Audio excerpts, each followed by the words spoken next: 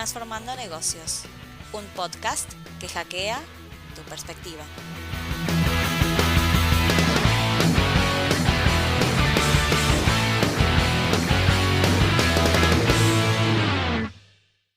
Te damos la bienvenida a este nuevo episodio de Transformando Negocios Podcast. Hoy estamos Florencia, Ayelén y también Andrés Arvid. Así que, ¿querés, Andrés, presentarte vos? Bueno, yo soy Andrés Arvid, soy director, documentalista y uno de los creadores de Privilegiados, que es una plataforma donde generamos contenido y charlas, capacitaciones también, hablándole de varones hacia varones, ¿no? Siempre en primera persona del plural. Bueno, te agradecemos un montón por este espacio.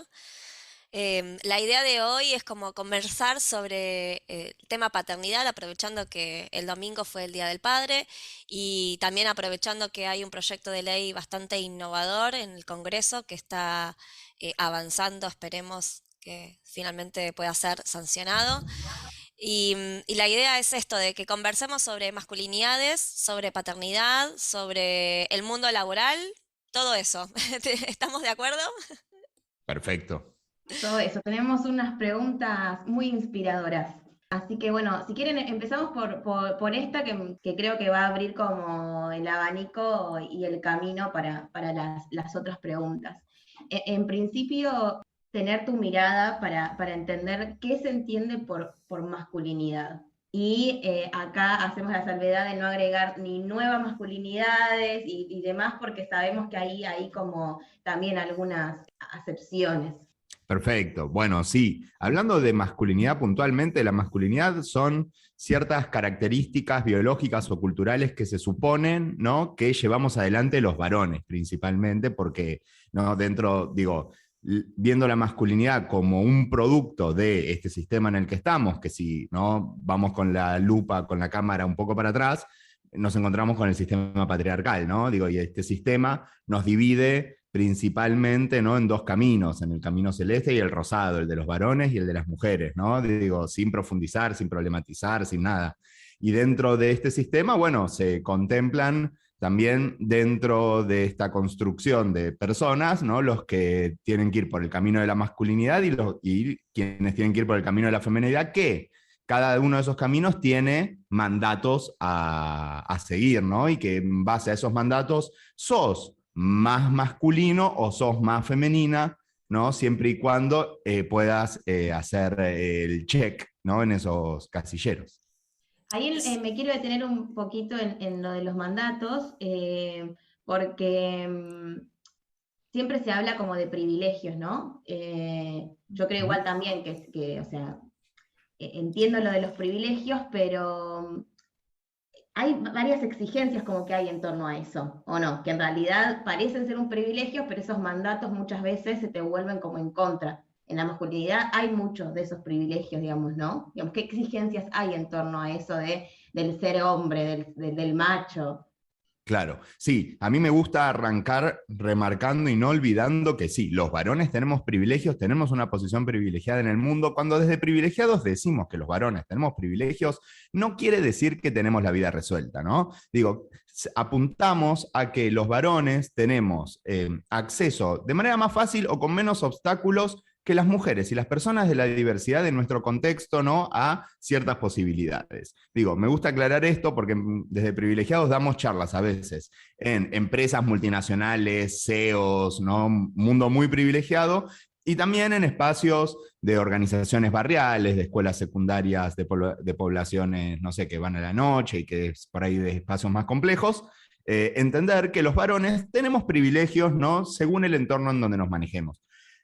Y lo que decís, Flor, de las exigencias, sí se conecta, claro que sostener esos privilegios que nos traen los mandatos también puede tener costos, ¿no? Digo, es entender que los costos que los varones podemos tener por el sostener los mandatos, digo, nos traen privilegios, ¿no? Digo, el sostener, querer ser el proveedor de la familia, entonces soy el que maneja el dinero, el patrimonio, ¿no? Digo, los varones también tenemos a veces el privilegio del uso del tiempo, ¿no? Entendemos que el tiempo es nuestro y que lo podemos usar para lo que sea, y eso a veces les decimos a los varones que están en parejas heterosexuales que se fijen, ¿no? qué pasa en su casa. Digo, cuando ellos tienen un segundo, se relajan, se tiran en el sillón, y cuando a veces nuestras compañeras tienen un segundo, la ves levantando algo del living, acomodando algún espacio. Digo, hay una cuestión ahí en cómo fuimos criades, ¿no? en la que tenemos diferentes miradas, porque a nosotros nos enseñaron que nuestro tiempo es nuestro,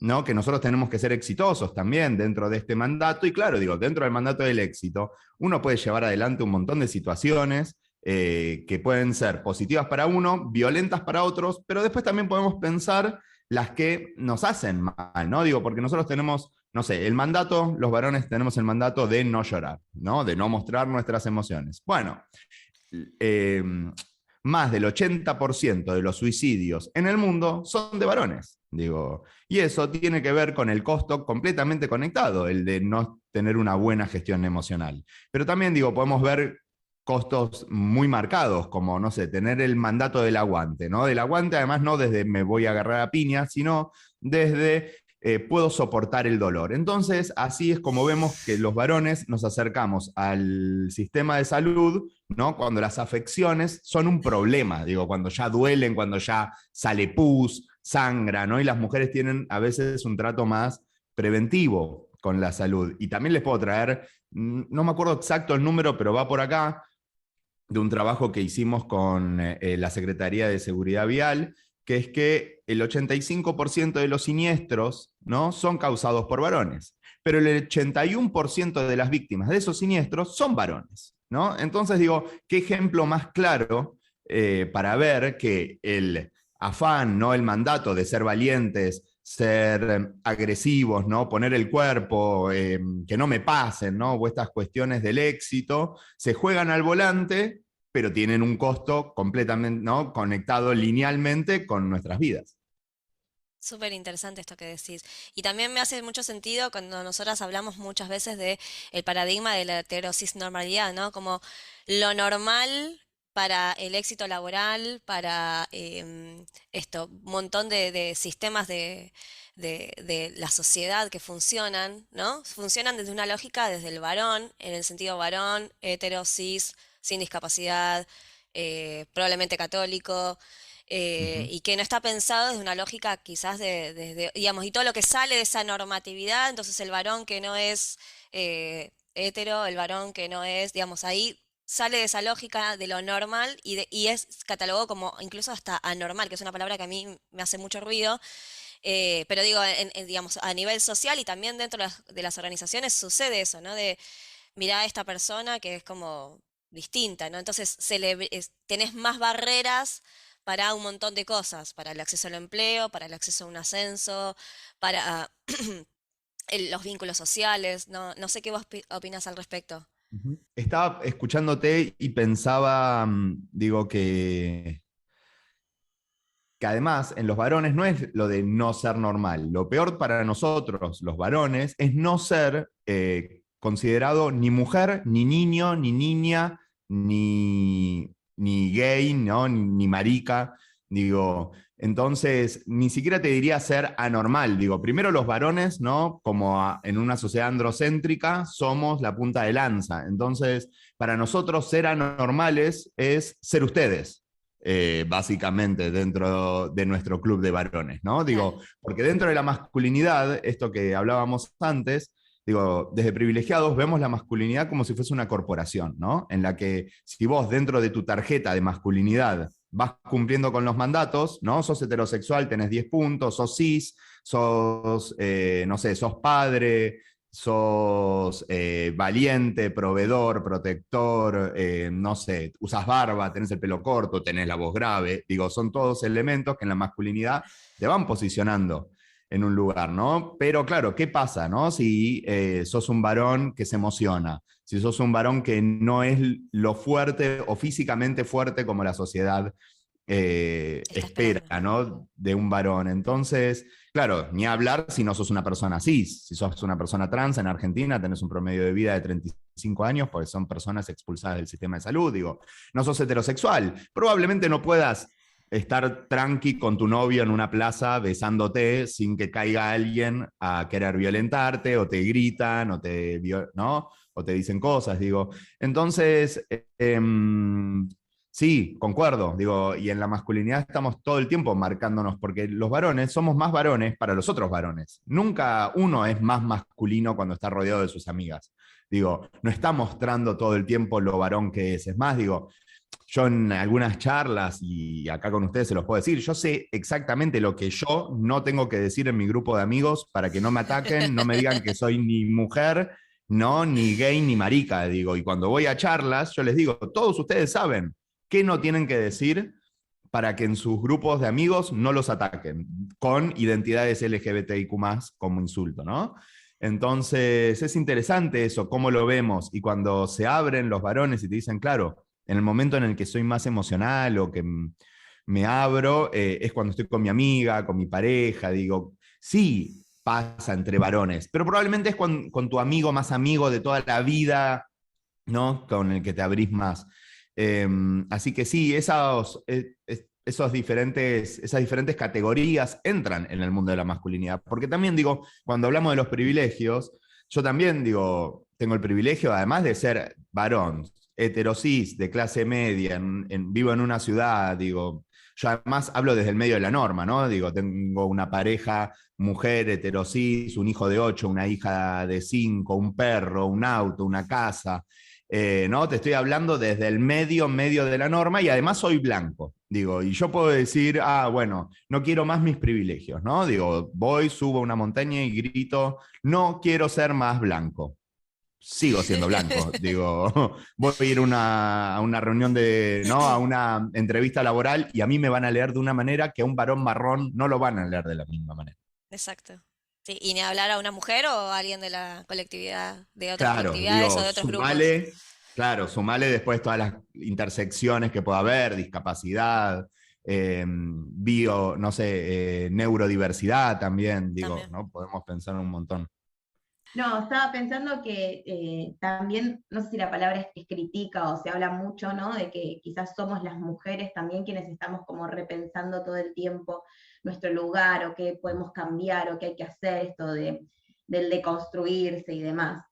Y también se exige mucho como a los varones la necesidad de que también ellos empiecen a repensarse. Entonces, queremos saber qué implica pensar a la masculinidad desde una nueva perspectiva, que entendemos que, bueno, esto de, sí, le llamamos nueva perspectiva también por esto de que nuevas masculinidades, como decía hace un rato, tiene sus temitas.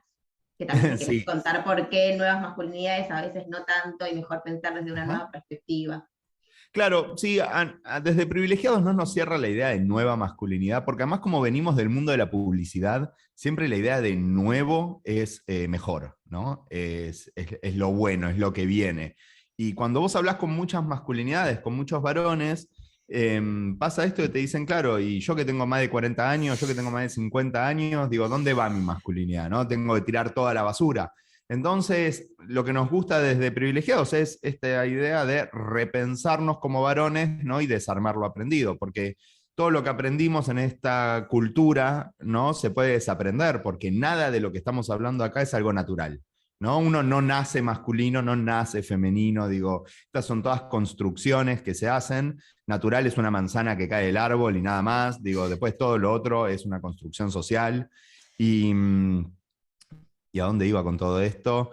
Lo de la masculinidad y las nuevas maneras Una de nueva pensarlo. perspectiva, sí. ¿Qué implica Em, pensarlo así, desde un nuevo lugar? sí, repensar la masculinidad tiene que ver con cuestionar la posición de poder de la masculinidad, ¿no? Digo, la posición que tomamos los varones en diferentes espacios de nuestra vida, y también, ¿no? Es pensar el entorno constantemente, y también es repensarse todo el tiempo. Digo, cuando uno entra en esto, como bien decías, esto de las mujeres, pero también quizás es afinar el lápiz desde mi punto de vista y decir las feministas, ¿no? También, que son quienes han ahí limpiado la lupa, ¿no? Y nos han puesto a repensarnos y a cuestionarnos. A mí me pasa que yo estoy todo el día cuestionándome, porque lejos estoy de tener además el software, ¿no? Completamente actualizado. Digo, uno está constantemente cuestionando sus propias prácticas, sus propias maneras de ser, y entonces los varones tenemos que aprender a cómo nos vamos a relacionar. Digo, vamos a seguir imponiendo nuestra voz, ¿no? Digo, yo vengo de ser director publicitario. Si había algo que yo hacía constantemente era imponer lo que yo decía y no dejar hablar a nadie. Lo mucho que, digo, una de mis grandes prácticas de deconstrucción es dejar a la gente hablar, ¿no? Dejar de interrumpir. Digo, que como varón me di cuenta, y con el tiempo, al principio empecé a hacer el ejercicio y me di cuenta que interrumpía más a las mujeres que a los varones. Estaba clarísimo. Y a la vez, entonces, cuando nos estamos cuestionando nuestra posición de poder, es también ver las cartas que tenemos a nuestro favor para utilizarlas para el resto de las personas.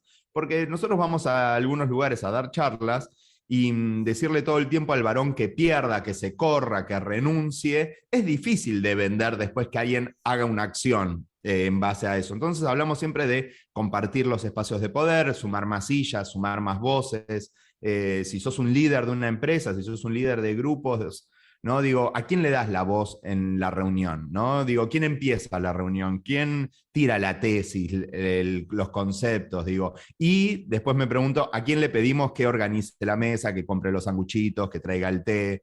¿No? Digo, hay una cuestión así que yo que vengo del mundo de la publicidad, muchas veces mujeres armaban la mesa cuando eran mujeres que son cuentas, ¿no? Y su trabajo es otro, no es comprar sanguchito de miga.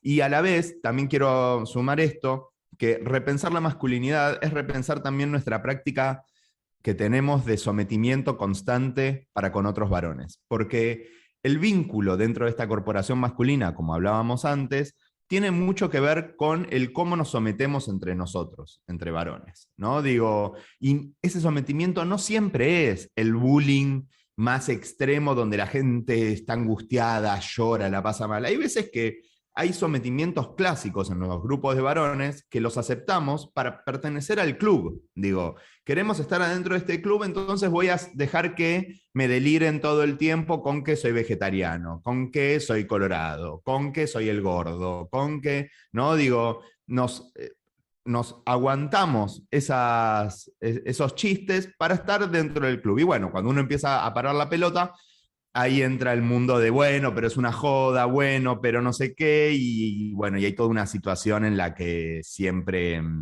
nada, es muy difícil también vernos como malos, porque nadie hace estas cosas desde la mala intención. Lo venimos reproduciendo hace tantos años que a mí me gusta traer el mojón histórico, que es que podemos decir que acá en Argentina, en Capital Federal, pero también en toda Argentina, digo, estamos empezando a repensar estos temas recién desde el 2015, desde mediados de 2015, con el primer Ni Una Menos, que recién podemos pensar y podemos ver en la historia de los espacios de masculinidades que surgimos a fines de 2018 en las redes, que salimos al aire varias organizaciones, que tiene que ver seguro con una maduración desde mediados de 2015 hasta fines de 2018 que ocurrió.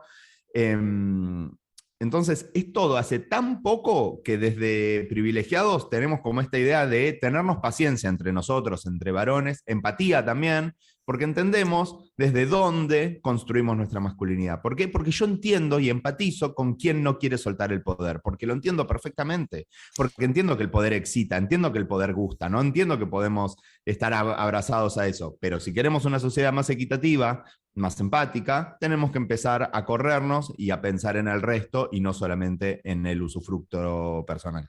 Sí, sabes que eso Me que gusta. decís, perdón, Flor, yo lo practico mucho, obviamente por estar relacionada y haber estudiado bastante temas vinculados con temas de género y con diversidad en general, me pasa mucho de, ¿y vos qué opinás? ¿No? Y te ponen ahí como la presión, no sé, por ejemplo, me acuerdo de una situación puntual, Día de la Mujer, muchas personas saludando feliz día. ¿Y vos qué opinás? Entonces yo trato de tener una postura, de esto es muy personal, ¿eh? Trato de tener una postura de la empatía, de decir, che, venimos todos, me incluyo, desde una sociedad patriarcal, machista. Lejos estoy de generar un cambio que sea genuino si me enojo. Entonces, si me quieren decir feliz día, agradezco e invito a la reflexión. Che, ¿por qué me estás diciendo feliz día? ¿Sabés que mataron a un montón de mujeres? Bla, bla, bla. ¿Sabés que fue, digamos, muchos derechos que tenemos hoy las mujeres fue gracias a esa lucha de esas mujeres que perdieron la vida, etcétera, etcétera? Invito a la reflexión. Y esto que vos decís, poco puedo hacer si me enojo, si voy con la bandera como única verdad. Primero porque dentro de la diversidad también hay que aceptar, de nuevo, esta es mi mirada, ¿eh? Hay que aceptar que otras personas no piensen como vos. De hecho, me pasa en casa. Que tenemos muchos debates y me hace traer a tierra muchas veces mi marido, decir, che, pará, y esto también vos lo mencionaste en otras publicaciones que hiciste, sí, parece que nuestro Instagram es la única verdad, porque nuestro feed está vinculado con la diversidad, la inclusión, y entonces somos todas personas buenas, y después te corres un poco de ese algoritmo que obviamente está vinculado con tus preferencias, y te vas a otros extremos. Entonces, darnos cuenta de que existen todavía este tipo digamos, de personas que piensan diferente y que ir con un discurso tan aguerrido no va a generar la empatía, va a generar el rechazo. Y lo que tenemos que generar es generar, o por lo menos lo que queremos, es generar la transformación de esa forma de Ujú. pensar. Y desde el ataque difícilmente podamos, quizás alguno sí, pero digamos, no va a ser la mayoría de los casos. En A general, mí por no lo me menos. funcionó. Por eso, no. A mí tampoco, por eso. Entonces, yo trato de ir desde la reflexión, desde la empatía, y entender que, bueno, no, hoy no vamos a estar de acuerdo, pero de a poco vamos a ir construyendo con más diálogo otro tipo de vinculación y otro tipo de abordaje de las temáticas. Eso es como lo que yo al menos trato de tener como propósito en la vida, no sé, de sobre estos temas. Sí, Sí, yo lo sí, que sí. quería... Ah, Sí, Flor, dale vos. no, no, por favor, por favor. No, no, es que lo único que tenía para decir es que yo cometí ese error de empezar tipo aguerrido con fuerza al principio, habiendo leído un libro, dos panfletos y viendo dos charlas TED. Pensé que podía salir a mi grupo de amigos a decirle todo lo que yo pensaba, ¿no? Y caía, me acuerdo que yo caía como, porque el heterosis, patriarcado, no sé qué, ¿no? Y hablaba así con palabras re del mundo de género y enojado. Y me di cuenta y después me pasaba que me quedaba sin herramientas para debatir y me enojaba más. Y nada, y ahí me di cuenta, ¿no? Lo importante de formarnos, más los varones también en género, porque hay un montón de cosas que desconocemos completamente, digo, y lo desconocemos y necesitamos a veces teoría, data, información dura, porque cuando te quieren correr con algo, con información, la verdad que después todo se desarma, ¿eh? Y entonces uno llega a un nivel ahora en el que puede debatir, discutir, siempre escuchando, dando la razón en algún punto pero trayendo siempre la postura personal. Sí, por supuesto. Eso seguro. No, yo lo que quería decir es que entonces podemos, digamos, como para traducir en algún punto que esto de pensar a la masculinidad desde una nueva perspectiva, es como revisar nuestras prácticas. Y me gustan mucho estos ejemplos que vos traías porque son como muy prácticos, valga la redundancia. Y también como actitudes que muchos saben, o muchos en realidad, si vamos a hablar de varones cis. Me pasa puntualmente quizás en el trabajo, que yo al estar como referente en algún punto de estos temas, es como, dicen algo que saben que está mal, digo, entre comillas, y es como, ay, bueno, a ver qué opina Flor. Digo, ya si lo estás mencionando es porque sabés que es algo que tenés que revisar, o que quizás hay que cambiar, o que tenés que repensarlo. Entonces, como, nada, cuando planteás vos esto de, ustedes ya saben qué es lo que pueden decir, qué es lo que no tienen que decir, pero bueno, sí. Yo a veces también intento ir mucho desde la reflexión, desde la empatía, pero hay veces que me gana también como que ¿cuánta reflexión más? Como llega un momento que no sé cuánto más podemos reflexionar al respecto. Sobre todo me genera No, total. impotencia cuando dale, te estás dando cuenta. No, bueno, también hay que entender las intenciones de las personas, ¿no? Digo, hay gente que hace el juego de decir las cosas mal porque sabe que Flor o Ayelén o Andrés van a decir que eso está mal. Entienden que hay algo que está mal ahí. Yo a veces pienso que eso puede funcionar como una especie de victoria cultural, ¿no? Porque, bueno, la están viendo, pero yo también estoy en espacios donde a veces funciona lo que digo, a veces no funciona. Digo, hay personas con las que no logro, amigos de toda la vida, que no logro que dejen de utilizar a veces identidades LGBT como insulto, pero tengo otros amigos con los que sí. Digo, y me encanta, porque tengo un amigo en el que me está contando algo y me dice, no, porque el pu, y se frena, y dice, no, no, el forro. Perfecto, eso. Digo, no es lo mismo. Y qué importante poder decir la palabra forro. Digo, y es como, yo entiendo eso, pero también, digo, entiendo que nosotros siempre hablamos desde un lugar re pedagógico, tratando de llevar la empatía. Pero a mí me ha pasado de ser 10, 15 veces empático y también ser, como se dice, pedagógico, y uno recibe después ataques, cinismo, ¿no? Bromas o lo que sea. Y hubo una vez que me cansé y devolví un 50% de cinismo hacia el otro lado y recibí una catarata de ataques, como que yo soy un intolerante, un adoctrinador, un no sé qué. Pero, viste, el resto, yo me tengo que fumar, ¿no? Que sean misóginos, que hablen todo el tiempo de lo que les gusta engañar a sus parejas, las ganas que tienen de tener sexo con la modelo conocida de turno, digo, tengo que fumarme chistes homodiantes, transodiantes, ni hablar también que xenófobos, clasistas, ¿no? Digo, uno se tiene que fumar como cierta mirada, porque hay algo ahí que es interseccional, ¿no? Quienes Sí. estamos repensando el género, repensamos un montón de cosas, repensamos transversalmente, y lo interesante es que quienes están en contra de lo que a veces pensamos nosotros, también son discriminadores o podríamos decir personas que odian transversalmente, ¿no? Así que sí, reconecto con lo que decís, Flor. Así que sí, Sí, pero no, bueno, y ahí, desde mi rol siempre, y ya corto así, siempre decimos que nosotros desde privilegiados manejamos empatía crítica, que quiere decir que entendemos a los varones, pero no vamos a dejar pasar nuestras violencias. Las entendemos, pero visibilicemos, problematicemos y charlémoslo. Buenísimo. Hola, mi nombre es Emanuel, soy papá de Julieta y papá de Rocío. Y bueno, hoy les voy a contar un poco de cómo fue el tema de mis licencias por paternidad cuando nacieron mis dos hijas. En el caso de Julieta, yo tenía 15 años de antigüedad en una empresa y me fui, como fue un embarazo muy buscado, me fui guardando vacaciones, sabiendo que mi licencia por paternidad iba a ser corta y quería disfrutar más de ese momento del nacimiento de ella, de estar con mi mujer y todo eso. Decidí guardarme vacaciones, mi empleador me dijo que no había problemas, entonces durante 2 años me estuve guardando vacaciones. Entonces para el nacimiento de mi hija pude tener los 3 días que me daba la ley, más un adicional de 1 mes y medio de vacaciones que tenía. Entonces me pude tomar más de 1 mes y medio para disfrutar de tanto de mi señora, de mi nena y todo eso. Eso en el vínculo con ella me siento que me fue muy fuerte, más allá de poder ayudar también a mi señora con las cosas, estar siempre atento y que ella se pueda dedicar bien a la bebé, que era muy chiquitita y depende mucho de ella en ese momento, y aliviarla con sus tareas, con las cosas que hay que hacer en el hogar y bueno, y también del cuidado de la bebé. Y en contracara a eso, después de unos años, 6 años después, bueno, vino Rocío a nuestras vidas y bueno, en este caso estaba hace un año en una empresa y no tenía vacaciones, no tenía antigüedad tampoco para gozar de vacaciones largas ni nada por el estilo, entonces lo que sucedió fueron que me dieron los días que me daba la ley nada más, ¿no? Entonces, teniendo eso en cuenta, fue cortito.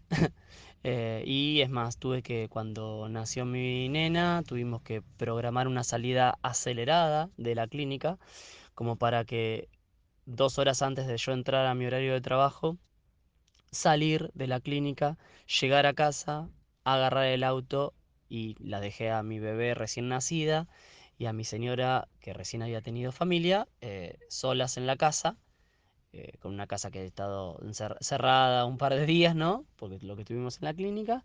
Y bueno, y yo irme a trabajar 9 horas.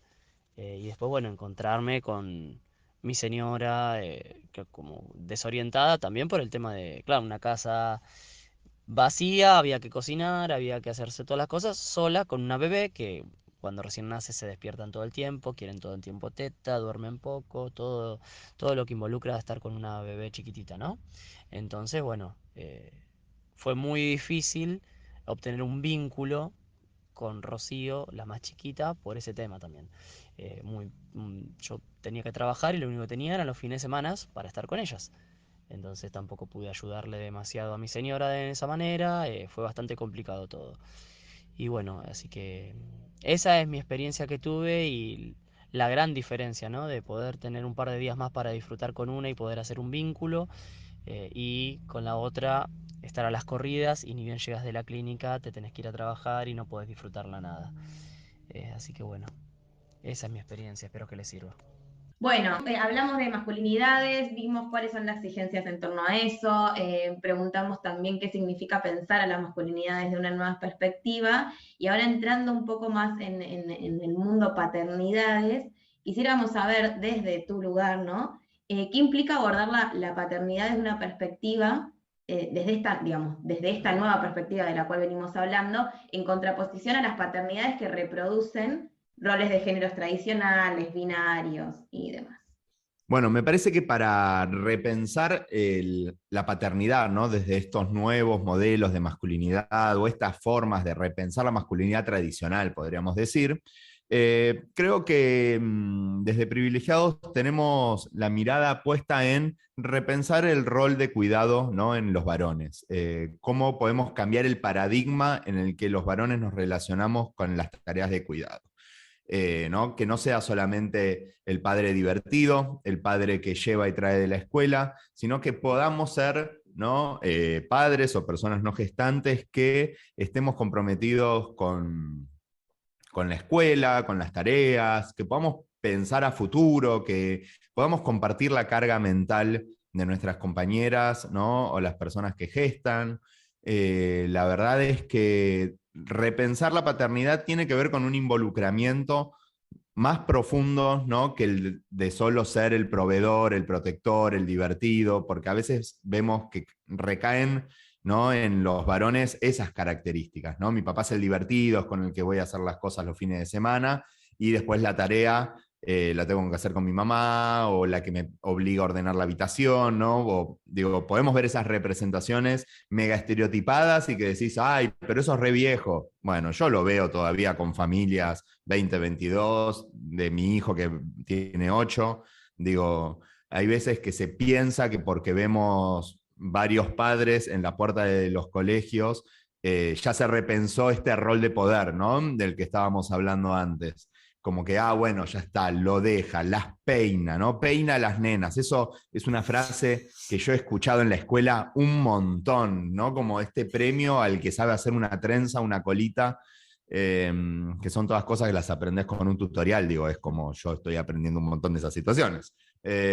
Como también he aprendido a cambiar un cuerito gracias a un tutorial, ¿no? Digo, todo esto se aprende y esto es algo que también invitamos a los varones, que el comprometernos con la paternidad es animarnos a equivocarnos, porque nuestras parejas no nacen sabiendo ser madres, como nosotros no sabemos lo otro, ¿no? Lo de ser padres, digo, pero tenemos esta creencia, estos estereotipos de género, estos sesgos que nos marcan casi que las mujeres nacen sabiendo, ¿no? Y que a la vez se conecta también, no sé, con todas estas prácticas de los micromachismos utilitarios que tienen que ver con las mujeres saben cuidar, limpiar, ordenar, ¿no? Como que nacen con esa sabiduría. Y lo que les decimos muchas veces en las charlas es, animémonos a equivocarnos. Digo, dejemos a las compañeras, dejémonos de estar exigiendo el micromanagement también, ¿no? Che, ¿dónde está la botella de agua? ¿Dónde está el cuaderno? ¿Dónde está el cuaderno de matemática? El de no sé qué, ¿no? ¿Qué tarea tiene que hacer? Porque a veces traemos este ejemplo, que vos le decís a tu pareja, bueno, que se relaje, ¿no? Que mire Instagram, que lea un libro, mire una serie, se vaya con amigas. Y al toque, che, ¿dónde está el cuaderno de matemática? Che, ¿cuál era la tarea que tenía que hacer? El dictado tal era así o era así. Bueno, hacelo vos, no lo hagas, equivocate, olvídate de mandar el cuaderno de comunicaciones, olvídate de mandar la merienda a tu hijo, a tu hija, a tu hija, no se va a morir de hambre en el jardín, siempre alguien le va a dar algo para comer, lo vas a aprender, te vas a sentir un boludo, pero lo podés transformar, digo. Y haciendo esas cosas yo me he olvidado, no sé, me he subido al auto y me fui, me dejé el changuito del bebé, digo, sin el bebé, ¿no? Con el bebé adentro del auto, pero en la vereda 2 veces, no nos lo robaron de pedo. Digo, me olvidé de mandar meriendas, me olvidé de mandar aguas, Yo me las olvidé la compras en el mochila. camino. Bueno, ¿ves? Digo, nos puede pasar, claro, nos olvidamos cosas, pero los varones tenemos tanto el mandato de nuestro éxito que no tenemos que dudar. Tenemos el mandato de no dudar. Nosotros sabemos. A nosotros nos preguntan algo y sabemos. Hace poco, con un colega de privilegiados, nueva adquisición del espacio, se llama Juan Pablo Ares, estamos acuñando el término masculiniciencia, ¿no? Que es que si no lo sabemos, lo inventamos, digo, y lo podemos decir con tanta seguridad que te hacemos dudar de lo que vos sepas quizás realmente, ¿no? Digo, tenemos el poder de opinar de las cosas sin saber y que lo podemos manejar con masculiniciencia. Entonces, hay algo ahí en el mundo de la paternidad que nosotros tenemos que aprender también a que podemos ser frágiles, a que podemos no saber, a que podemos levantar la mano y pedir ayuda, ¿no? Digo, en vez de desligarnos. Lo que hicimos con mi pareja con nuestro primer hijo, que yo pude tomarme un poco más de 3 meses de licencia, porque monotributista independiente, era estar siempre atentos, ¿no? A cuando estás por quebrar, ¿viste? Cuando ya el bebé llora hace media hora, que no podés más. En vez de enojarte con la situación de crianza, bueno, levanta la mano. Teníamos siempre en la cabeza la escena del ring de catch, en el que chocas las manos y que entre el otro y que el otro.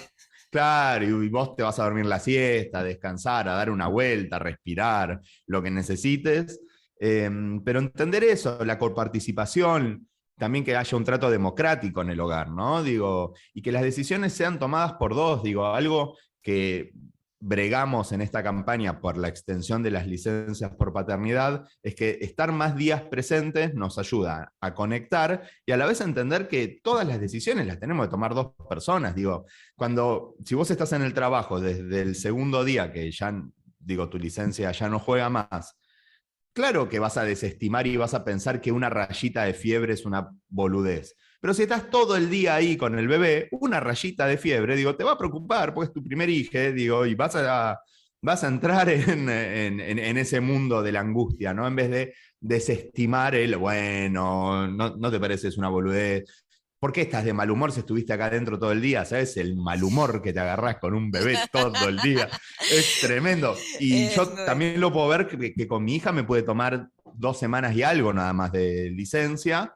Digo, y fue así también, digo, se nota. Se nota también un poco en los vínculos con las niñas, digo, el cómo uno tiene, nada, cierta conexión, pero digo, a la vez, quiero traer esto, que es que las licencias nos puede dar más tiempo para estar presentes en esos primeros días, pero la presencia de la paternidad es a lo largo de toda la crianza. No es, digo, porque a veces parece que estamos pidiendo que por no tener licencias, los varones a lo largo de la paternidad no nos estamos conectando por culpa de no tener licencias. No. Digo, necesitamos las licencias para poder cuidar en igualdad y tener las mismas, además vamos a tener las mismas posibilidades laborales después, digo, pues sí, todas las personas tenemos la misma cantidad de licencia, digo, estamos empezando a democratizar, ¿no? Algunas cuestiones en el mundo Sí, las laboral. preguntas en las entrevistas laborales de si pensás tener hijos a las mujeres es Claro, bastante común, ¿no? Entonces, y a los varones yo nunca lo escuché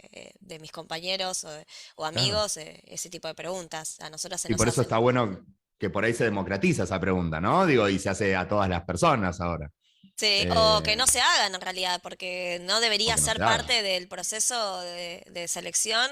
O sea, no está dentro de las aptitudes o actitudes que Sí. debería tener una posición laboral tener o no tener hijos. En tal caso es, digamos, qué habilidades tenés o qué herramientas tenés para Ujú. desarrollar tal o cual empleo, ¿no? Me parece que eso es lo que, Totalmente. digamos, nosotros de hecho trabajamos bastante ese tema, de correrte de eso, de esas preguntas íntimas, que si en la entrevista laboral se dan, porque en la conversación se dio y la persona te quiere contar, es una cosa, pero como empleador Claro. preguntarla es como complejo, porque quizás no querés tener hijos, quizás no podés y No, es total, dolorosísimo, total. digamos, me ha pasado. eh, eh, o ni te lo planteaste, digo, qué sé yo, No, no no, sé. totalmente. Yo a Entonces veces hacer pienso esas que por ahí, preguntas te descolocan, entonces claro. No, está no, bueno. concuerdo, y yo a veces por ahí pienso en esto de, bueno, que se democratice esa pregunta para el resto, porque a veces siento que la sociedad, todavía como la conocemos, está tan anclada en donde estamos, que hay veces que por ahora, viste, es tan pasito de bebé que hay lugares donde nosotros damos una charla que es, pensemos espacios de trabajo menos machistas. No te estoy diciendo libre de machismo, porque pensarlo es casi tan utópico, ¿no? Que prefiero ir pasito a paso, decir, bueno, con un poquito menos, ¿no? Entonces, nada, qué sé yo, Está paso a paso. buenísimo.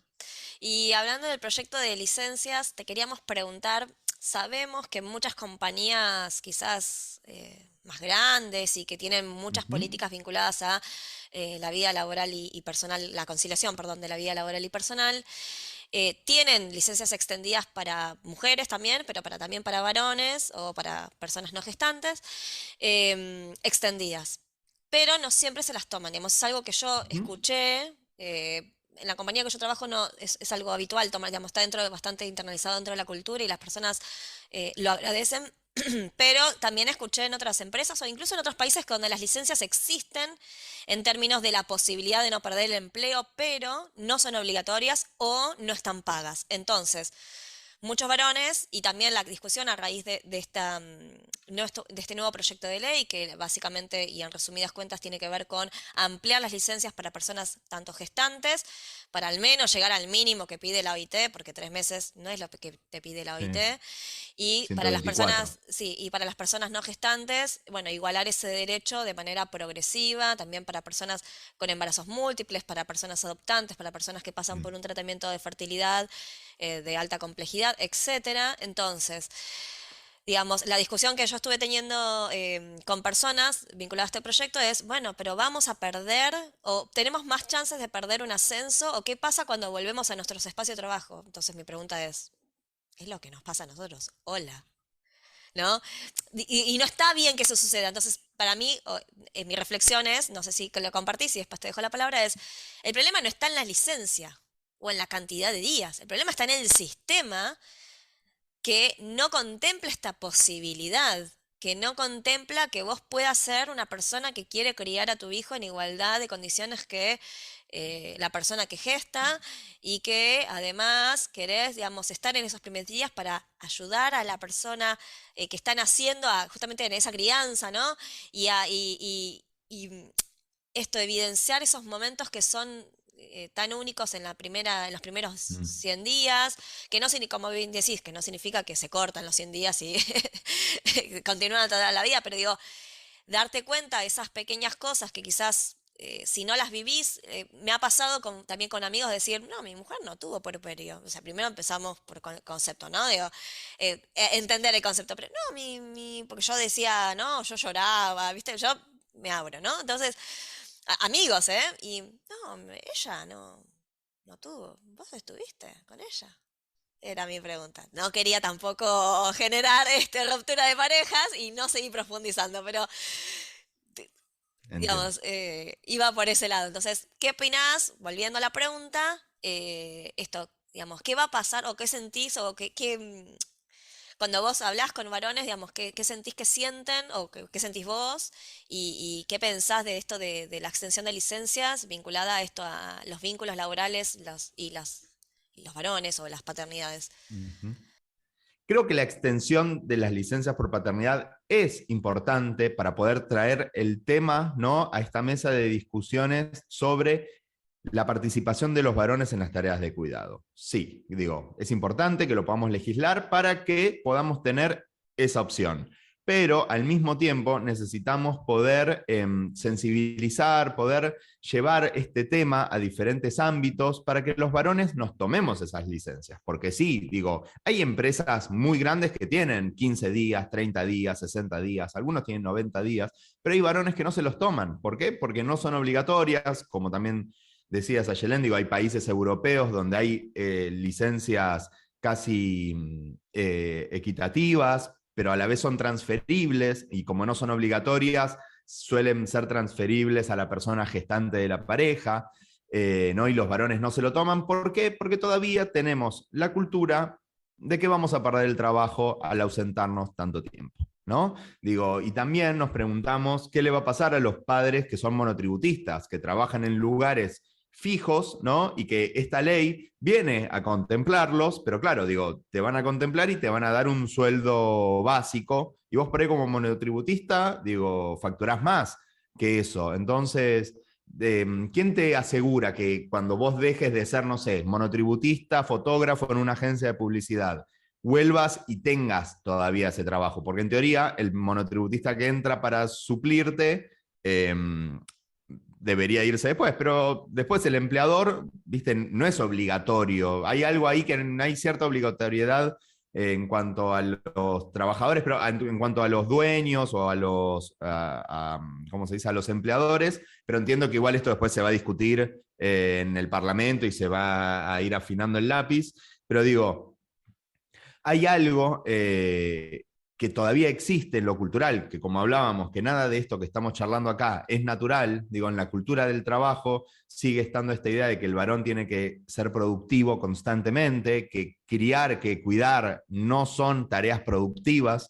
Este miedo a perder el puesto laboral, este miedo a perder la posición dentro de la empresa, este miedo a que me lean diferente, pero lo lindo es que yo hace poco fui a un desayuno con unas empresas que armó UNICEF y Fundación ELA, donde empresas contaron, digo, ahí están los videos, entonces los puedo nombrar, digo, pero Accenture, AISA, ¿no? Como algunas empresas así contando de primera mano varones que se pudieron tomar la licencia y que a la vez ellos están funcionando como embajadores de la licencia adentro de la propia empresa, ¿no?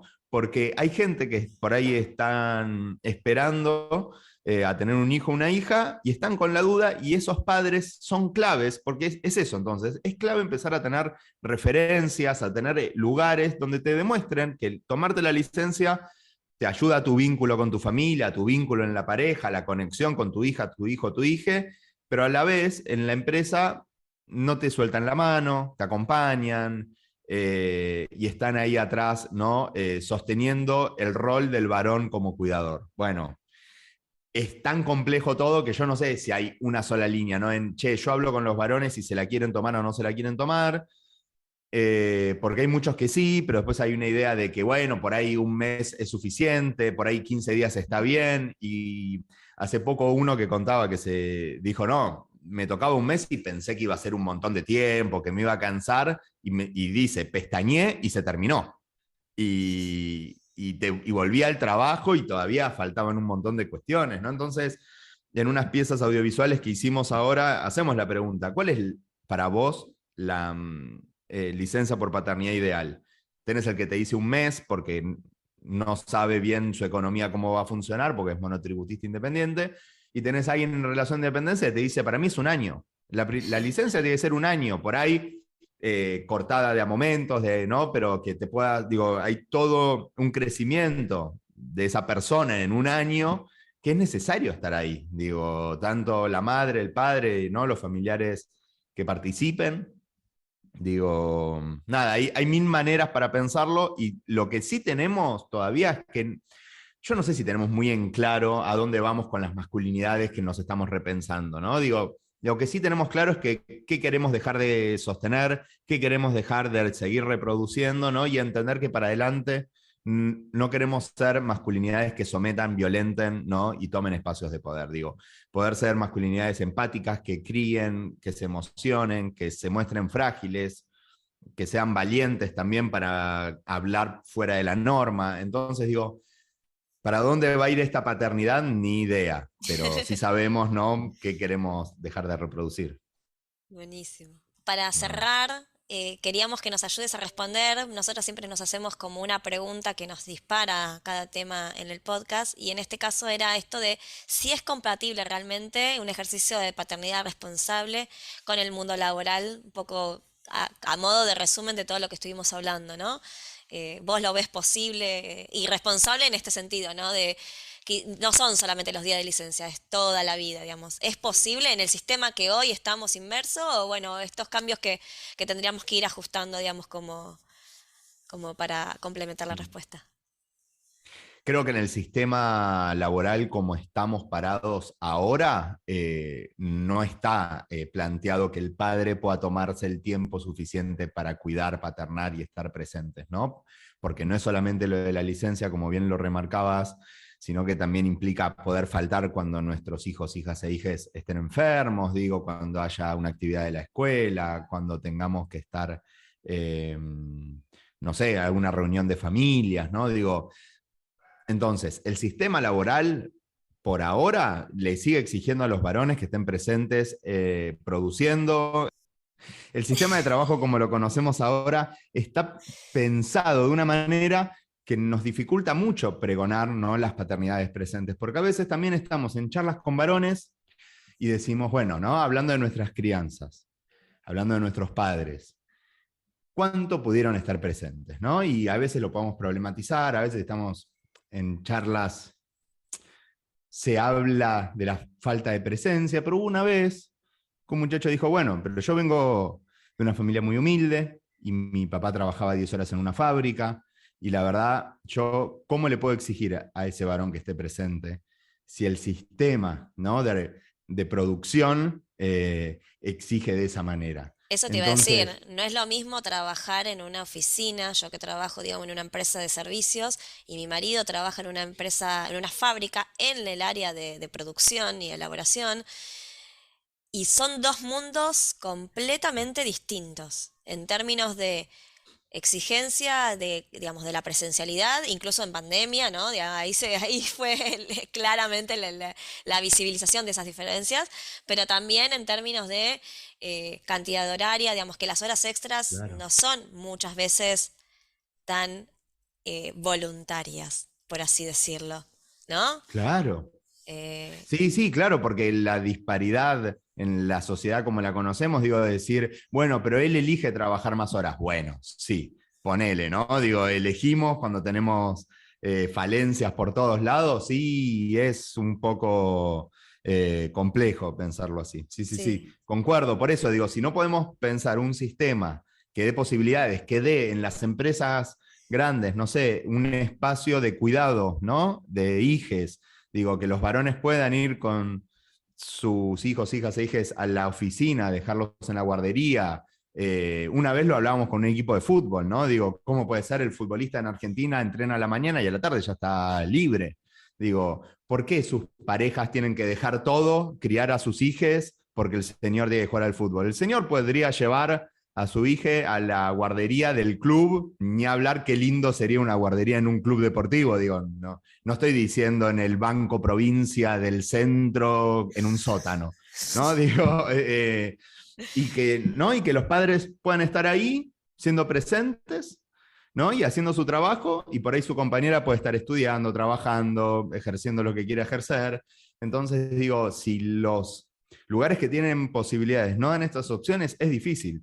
Por suerte, desde privilegiados tenemos a veces la posibilidad de estar en reuniones donde se hablan estos temas desde el mundo empresarial y escuchamos que hay intenciones, ideas, ganas de diferentes licencias, diferentes maneras de que la oficina además hable del tema para que no quede solo en que está el papel que dice cuántos días te puedes tomar, sino que esté el compromiso cultural también de involucrarse en los cuidados. Entonces, a priori sí, yo me pongo optimista porque veo algunas prácticas positivas para esto. De nuevo, pensando que en esto recién lo estamos pensando desde 2015 en adelante, ¿no? Hace 7 años más o menos que por ahí Sí. estamos replanteando esto.